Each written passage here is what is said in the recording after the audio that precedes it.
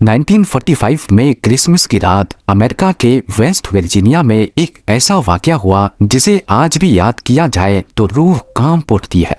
George Sodder नामी शख्स अपनी बीवी जेनी सॉडर और 10 प्यारे बच्चों के साथ क्रिसमस का जश्न मना रहे थे।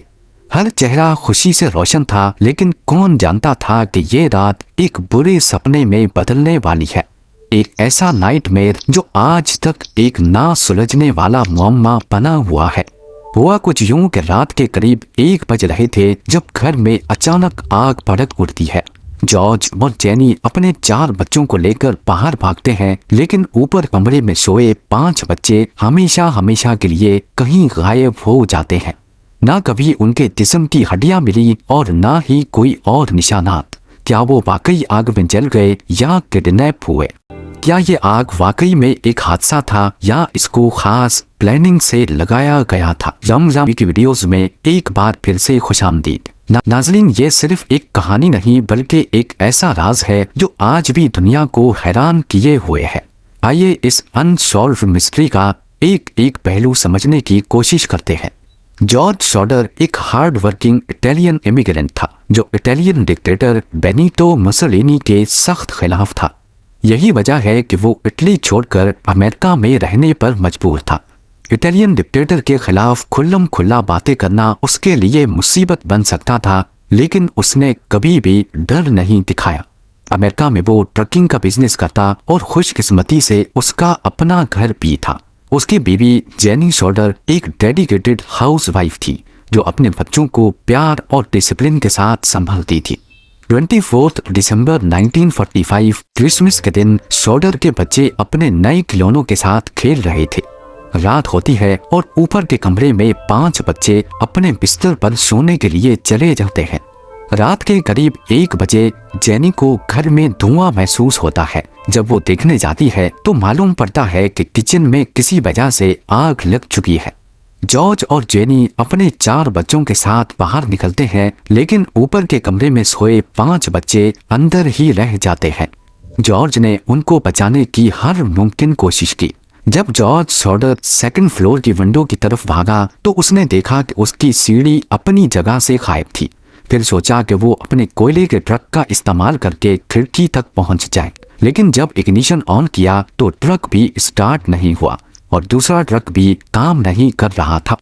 जो लोग वहां मौजूद थे उन्होंने फेयरविल फायर डिपार्टमेंट को कॉल करने की कोशिश की, लेकिन बदकिस्मती से कोई जवाब नहीं मिला। बाद में जब किसी तरह फायर चीफ से कांटेक्ट हुआ तब भी फायर ब्रिगेड हादसे के 7 घंटों के बाद पहुंची। सबको लग रहा था कि किसी वजह से घर में आग लगी जिसमें 5 बच्चे जलकर इस दुनिया से चले गए। पर यह केस जितना देखने और सुनने में नॉर्मल लग रहा था, ये उतना ही ज्यादा पेचीदा भी था। अगली सुबह जब इन्वेस्टिगेशन शुरू हुई तो ऑफिशियल्स ने भी ऐसा ही कुछ बयान देकर केस को क्लोज कर दिया। उनका कहना था कि आग लगने की वजह से बच्चे जलकर खत्म हो गए हैं।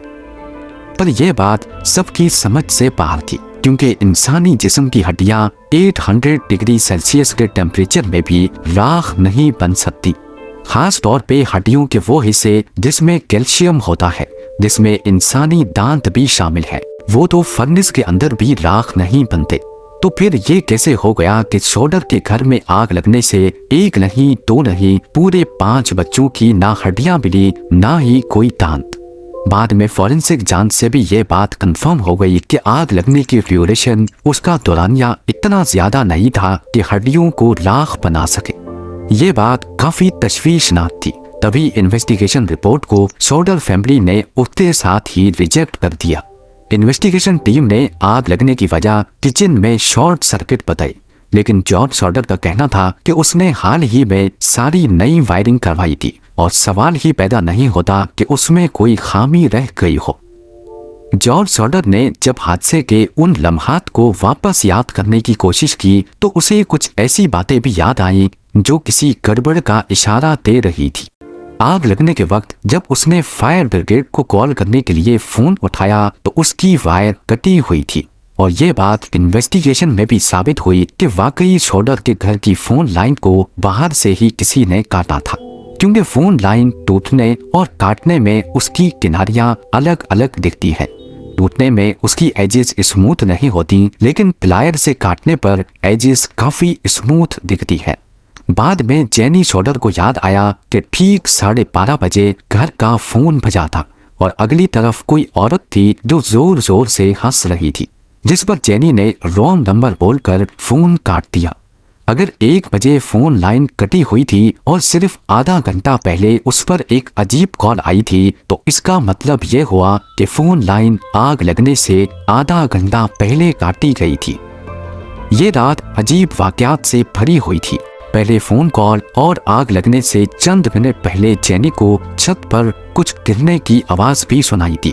जब बाद में कुछ मजीद सुनाई नहीं दिया तो जेनी पलट कर सो गई और उसके कुछ ही मिनटों के बाद उसे धुएं की स्मेल महसूस हुई। इसके अलावा जो सीढ़ी जॉर्ज जहां रखता था वो हादसे के वक्त वहां से गायब और घर से काफी दूर एक खेत से बरामद हुई। जॉर्ज की दोनों ड्रग्स जो एक दिन पहले तक बिल्कुल सही काम कर रही थीं, आग के वक्त दोनों कैसे खराब हो गई। इन सब वाकयात के चलते जॉर्ज शॉर्डर का ये शक यकीन में बदल गया कि उनके बच्चे मरे नहीं हैं बल्कि किडनैप हुए हैं। पर आखिर कितने शोर में उनको कोई लेकर कैसे भाग निकला। जब इन्वेस्टिगेशन के जवाबात सवालों के बराबर नहीं थे तो थ्योरीज पैदा होने लगी। हर थ्योरी के पीछे एक अजीब कहानी है।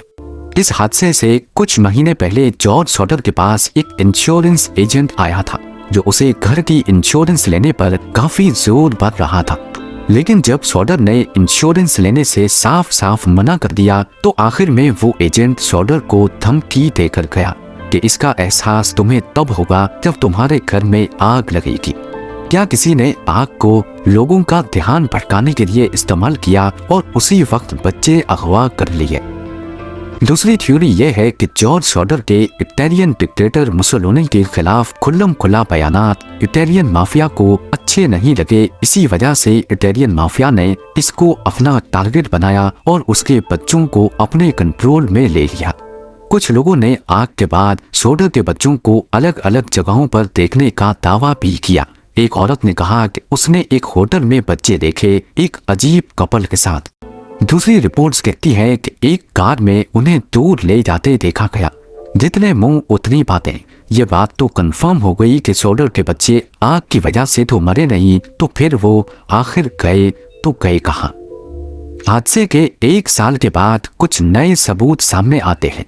इन्वेस्टिगेशन टीम जिसने पहले आग लगने की वजह को शॉर्ट सर्किट बताया था वो गलत साबित हुई। नई इन्वेस्टिगेशन में सामने आया कि आग को जानबूझकर लगाया गया था। उस वक्त एक बस ड्राइवर वहां से गुजर रहा था जिसने बताया कि उसने कुछ लोगों को फायरबॉल की तरह कोई चीज फेंकते देखा है। कुछ महीने बाद जब बर्फ पिघल गई तो घर के पास से रबड़ की तरह का एक गोल ऑब्जेक्ट भी मिला जिसे पाइनएप्पल बॉम्ब कहा जाता है। जेनी को आग लगने से चंद मिनट पहले की वो आवाज याद आ गई जो उसे छत पर किसी चीज के गिरने की वजह से आई थी। शायद वो यही पाइनएप्पल बॉम्ब था। जॉर्ज और जेनी ने अपनी जिंदगी इस मिस्ट्री का जवाब ढूंढने में लगा दी। उन्होंने कोई कसर नहीं छोड़ी और हर पॉसिबल लीड को फॉलो भी किया। उन्होंने एक बड़ा बिल बोर्ड बनवाया जिसमें मिसिंग बच्चों की तस्वीरें और एक रिवॉर्ड का वादा भी किया। करीब 20 सालों के बाद 1960s में जेनी को एक लेटर मिलता है। इस लेटर में एक आदमी की तस्वीर थी जो उनके बेटे लुइस से काफी मिलता जुलता था और लेटर में सिर्फ इतना लिखा था, Louise Schroeder, I love brother Frankie.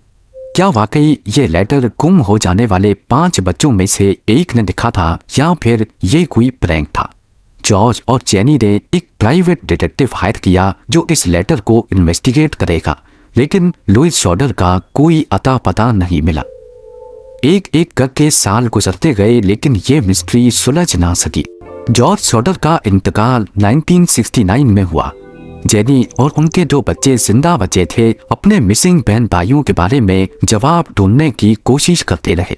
George की मौत के बाद जेनी ने फैमिली का घर नहीं छोड़ा। उसने घर के इर्द गिर्द फेंसिंग लगाई और नए कमरे बनवाए।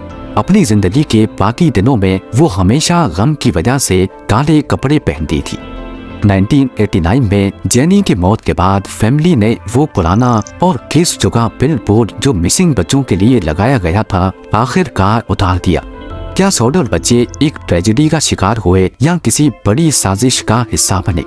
ये एक ऐसा राज है जो शायद कभी सॉल्व नहीं हो पाएगा। उम्मीद है रमजान टीवी की ये वीडियो भी आप लोग भरपूर लाइक और शेयर करेंगे। आप लोगों के प्यार भरे कमेंट्स का बेहद शुक्रिया। मिलते हैं अगली शानदार वीडियो में।